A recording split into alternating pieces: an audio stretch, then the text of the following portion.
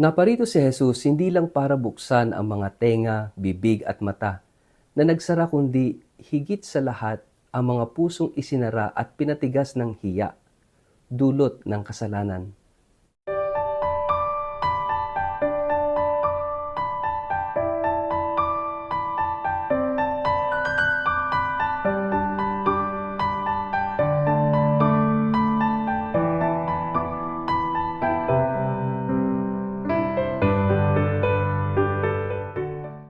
Ang mabuting balita ng Panginoon ayon kay San Marcos. Umalis si Jesus mula sa lupain ng Tiro, dumaan sa Sidon at nagtuloy sa lawa ng Galilea. Tinahak niya ang lupain ng Decapolis. Dinala ng mga tao sa kanya ang isang lalaking bingi at may kapansanan sa pagsasalita, at nakiusap sila sa kanya na ipatong niya rito ang kanyang kamay. Inilayo muna ni Jesus sa karamihan ng lalaki at isinuot ang kanyang mga daliri sa mga taingan nito. Pagkatapos dumura si Jesus at ipinahid ito sa dila ng pipi. Tumingala si Jesus sa langit, nagbuntong hininga at sinabi sa lalaki, "Ephata," na ang ibig sabihin mabuksan. Noon din nakarinig ang lalaki at nakapagsalita na ng maayos. Sinabi ni Jesus sa mga tao na huwag ipamalita ito, ngunit habang pinagbabawalan niya ang mga tao ay lalo naman nila itong ipinamamalita. Buong paghangang sinabi nila, napakahusay ng lahat ng kanyang ginagawa. Binibigyan niya ng pandinig ang mga bingi at pinagsasalita ang mga pipi. Ang mabuting balita ng Panginoon.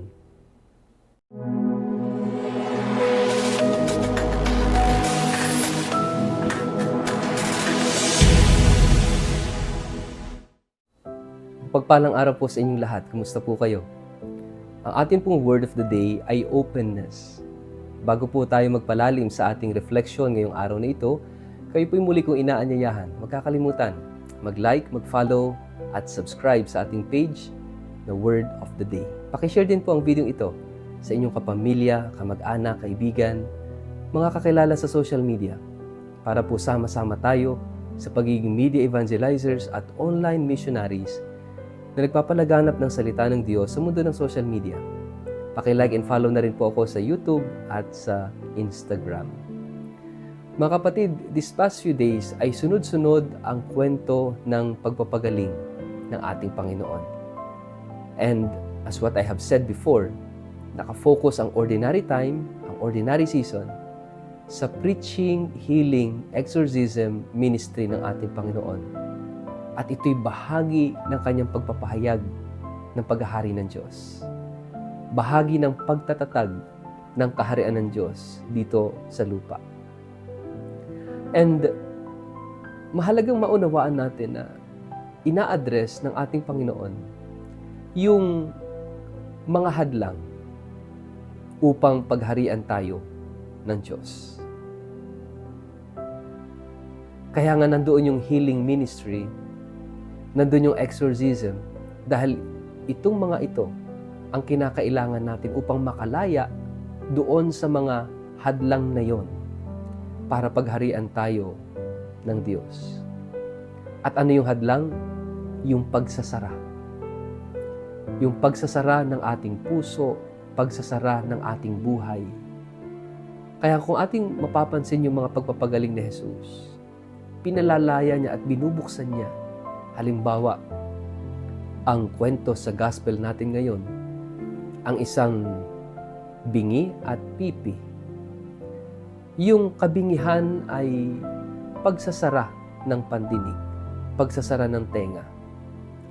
Yung pagiging pipi, paninigas ng dila, ay pagsasara ng bibig para makapagsalita.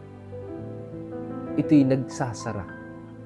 At ang pagpapagaling ng Panginoon sa gospel natin today, ginamit niya ang isang napakahalagang salita, Ephata. Ang ibig sabihin, be opened, mabuksan. Mabuksan ang tenga para makarinig, mabuksan ang dila, ang labi, ang bibig para makapagsalita. Openness, be open. Napakahalaga po nun. Kapag kayong pilay, nanigas ang mga kasukasuan, binubuksan ni Jesus, nilulusen niya para makalakad muli mula sa paninigas. Kapag ka namatay, binubuksan niya ang libingan para lumabas sa libingan at mabuhay. It is about closing and opening. Pero hindi lamang po physical healing ang tinutukoy dito. Ganon din yung mga exorcism na ginagawa ni Jesus. Isinasara ng dyablo ang isang tao. Kapag naposes ang isang tao, isinasara ng dyablo ang buong pagkatao sa grasya ng Diyos, sa habag at pagmamahal ng Diyos. Kaya nga napakahalaga ng exorcism para palayasin yung cause ng pagsasarang ito. At palayain ang tao mula doon sa oppression, mula sa obsession, at mula doon sa possession of the evil spirits. Binubuksan para makalaya. Mga kapatid, lahat ng ginawa ni Jesus na ito is just a preparation for the kingdom of God to be established. Kinakailangan alisin ang mga hadlang sa buhay natin, sa sarili natin. At sa totoo lang, nais ni Jesus palayain tayo sa kasalanan. Sa kasalanan na nagsasara ng ating puso at pagkatao sa pag-ibig ng Diyos. Sa grasya at pagmamahal sa biyaya ng Diyos.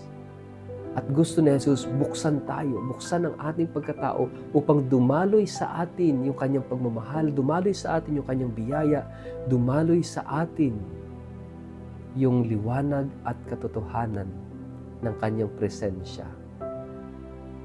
Mga kapatid, tingnan natin muli yung ating mga sarili. Bukas ba tayo o sarado? Bukas ba tayo sa pagmamahal ng Diyos o sarado? Bukas ba tayo sa pagbabago na dulot ni Kristo o sarado? Mga kapatid, ito yung dahilan kung bakit naparito si Jesus.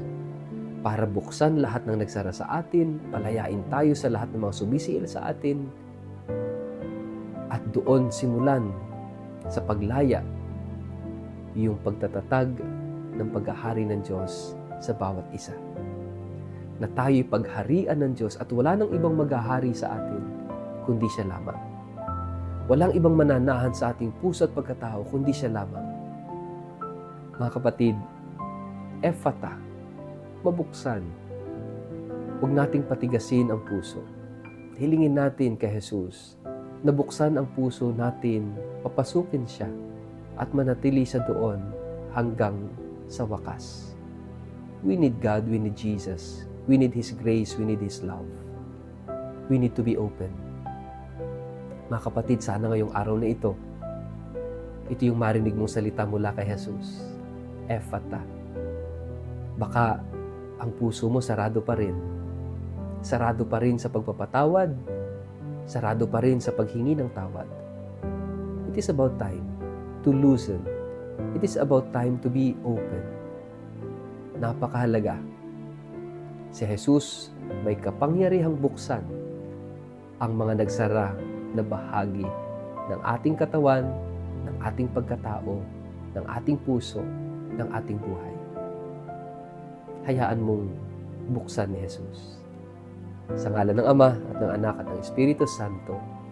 Amen. Ama naming Diyos, buksan mo ang aming puso, ang aming isipan, ang aming puso sa iyong pagmamahal, ang aming isipan sa iyong katotohanan at liwanag. Buksan mo ang mga nagsarang bahagi ng aming katawan, ang aming mata, tenga, ang aming dila, ang aming bibig, ang aming pakiramdam, upang muling magamit ayon sa iyong kadakilaan, upang matanggap ka at maanyayahang manatili sa amin hanggang wakas. Amen. Pagpalain po kayo't ingatan makapangyarihang Diyos, Ama at Anak at Espiritu Santo. Amen.